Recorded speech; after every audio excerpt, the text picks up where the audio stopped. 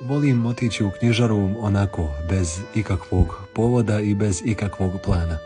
Prošetati bez obaveze, vidjeti šta ima, vidjeti koji su to novi naslovi. Ne uvijek nužno i nešto kupiti.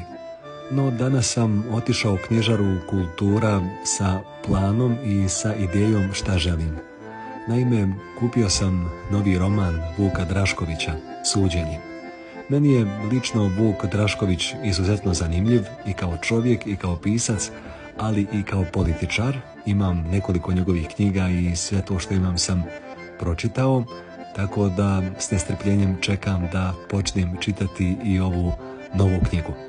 Ne znam, jeste li vi možda čitali nešto od Vuka Draškovića? Ako jeste, volio bih čuti vaše komentare, a uskoro ću kazati detalje o ovoj knjizi kada je pročitam.